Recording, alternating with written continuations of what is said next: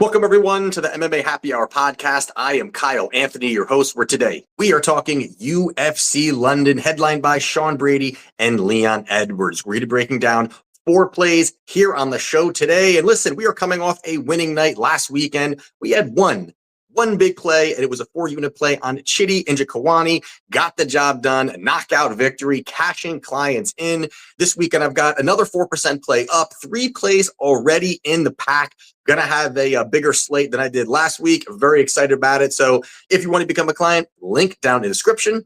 And with that being said, let's dive into the main event of the evening between Sean Brady and Leon Edwards. Now, we've got Sean Brady here sitting at minus 155. On the comeback here, we've got Leon Edwards plus 130. Now, you got the former champion against the 17-1 wrestler. And more interesting is the fact that that's who Leon fought and dropped the belt to, a wrestler in Belal Muhammad, which was Belal was able to implement the wrestling, push a heavy wrestling game plan, limiting the opportunities really for Leon, working in space, working at distance, very timid, that it forced Leon to be just timid in the pocket. And that allowed, Belal to find success, push forward, look for those takedowns, cage push, and really control the action. And one of the bigger things I think you take away from this fight was the fact that, Belal found success on those takedowns. He was 9 for 13 on takedowns and really dictated the pace and outlanded Leon over the 5 rounds. Now, Belal is the current champion, and I very high in him overall,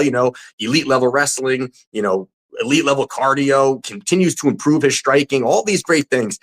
But you got to believe that, Brady can take some of those things away because he is very similar to what Belal does well. And there's 3 things that I think that Brady needs to do here. And it's going to be moving forward, pushing a wrestling pace, and win positionally. And that's really what Belal did. And I do think that that is something that Brady's going to be able to do as well. And a lot of times you're seeing Leon, fight off the back foot. He's a guy that will fight off that back foot.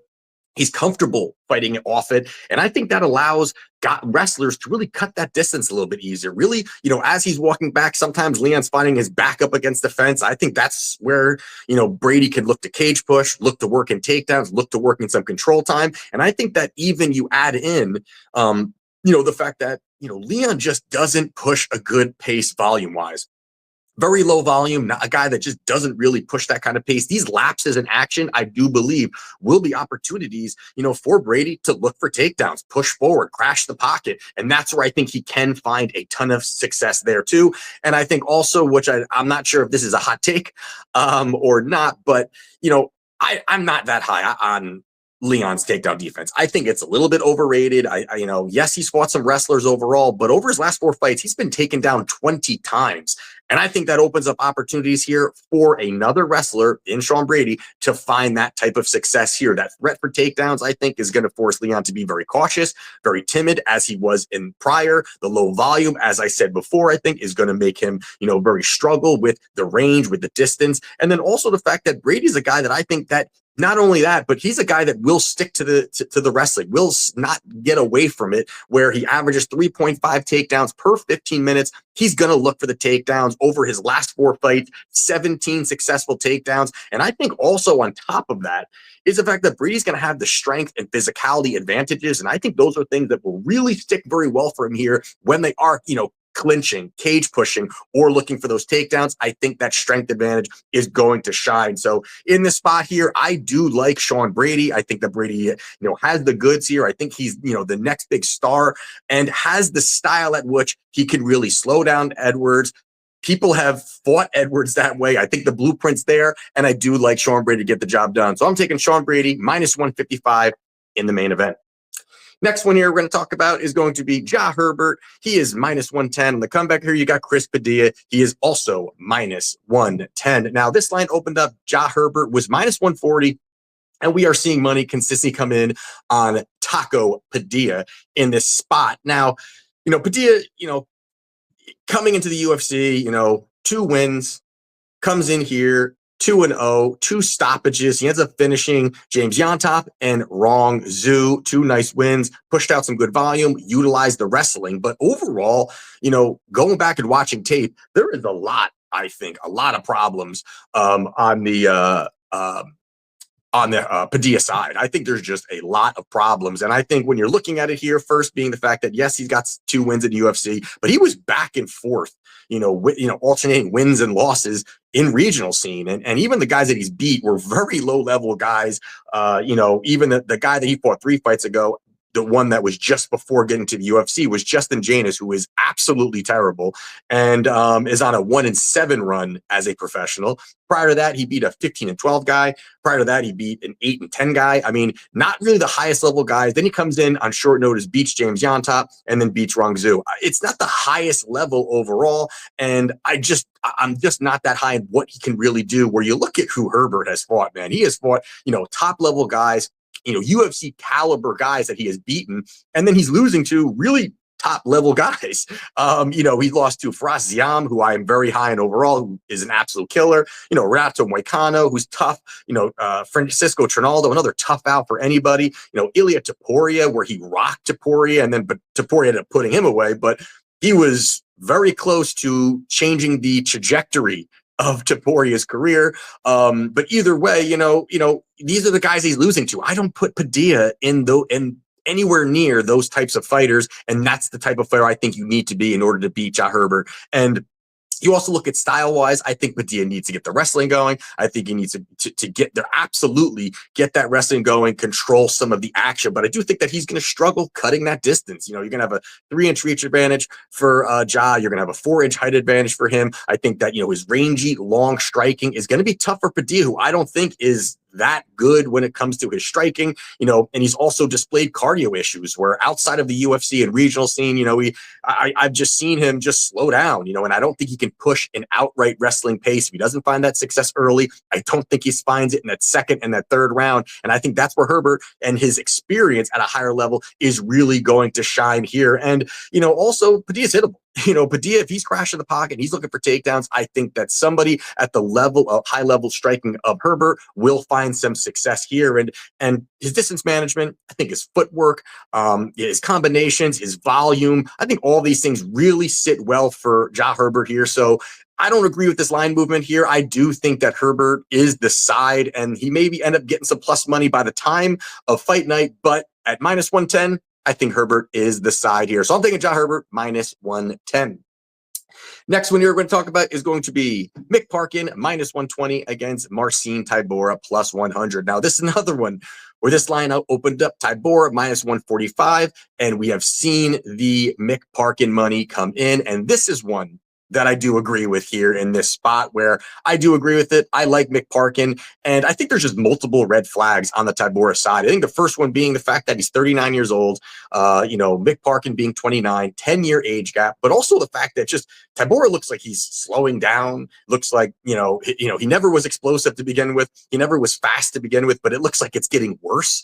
That stuff is starting to tick down even more. I think his durability hasn't looked good. He's been rocked and wobbled many times. And also, the fact that he's been hurt, but even when he's been hurt, he's been able to somehow get out of it and lean on his wrestling. And I don't think that that's something he can do here in this spot. He's very one-dimensional, and I think that Mick Parkin is little bit or much more, I think, well-rounded. Tybura is fantastic on the ground, but I think that's all he really has. I don't like his wrestling, to be honest, either. And you've got Mick Parkin, who I think continues to improve. He continues to get better. We're seeing that time after time. I really like his boxing overall. I think it's really solid for the heavyweight division. And also, I think a big advantage for him is his volume.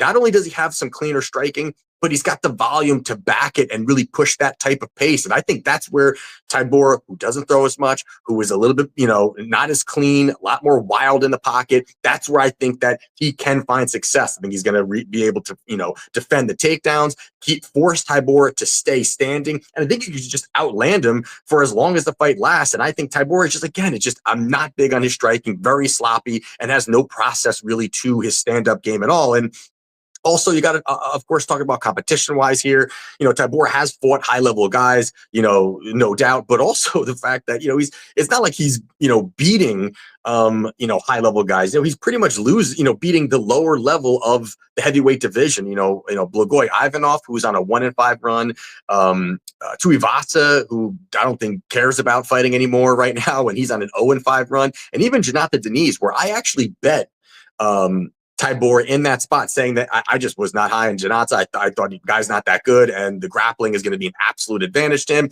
Even in that spot there, Denise was rocking and hurting Tybura pretty badly in that spot. And then Denise, got fraud checked, has no takedown defense, no grappling, and ends up losing there.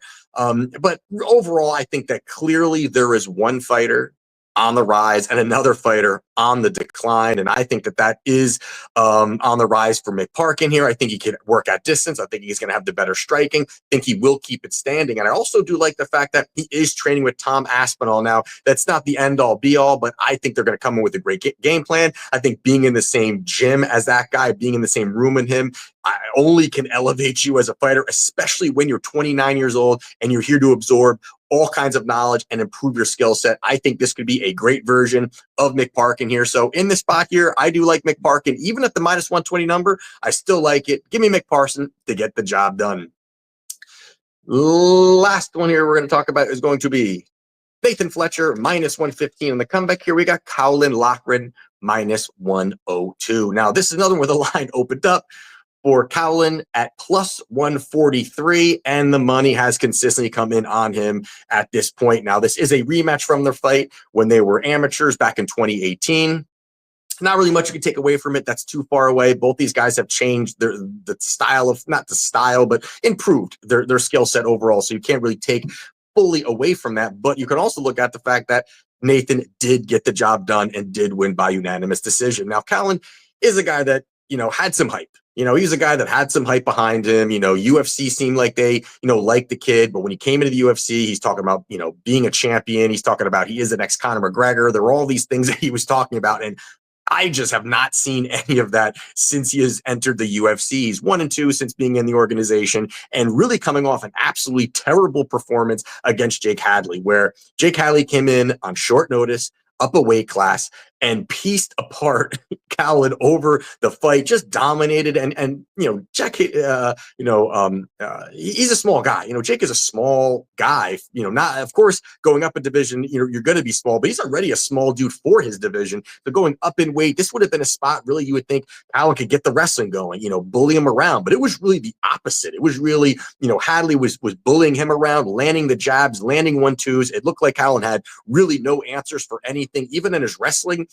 The smaller fighter in Hadley, he was only 1 for 8 on takedowns against Hadley. I think that's a terrible sign for a guy that wants to look to utilize some of his wrestling. And I thought he looked very wild in the pocket overall. So I think that when you look at kind of what Fletcher can do, I think Fletcher is just probably the better fighter everywhere. I think he's, the cleaner striker overall. I do like his counter striking. I do like his wrestling. I think he's the better jiu-jitsu player between these two guys. And I do think a big advantage for him is his cardio. I think he can really look to fuel that, weaponize the cardio, push forward, keep Caolan working. And I think he's going to find success there. And I think he's a guy that will find the takedowns or will be able to positionally win. So in this spot here, I do like Nathan Fletcher to get the job done at minus 115. So there you have it for my plays for UFC London. If you want to become a client, link down in the description. Again, I've got 3 plays up for clients. Going to be adding to that as we get closer to fight night. And let's have another winning night. And let's cash.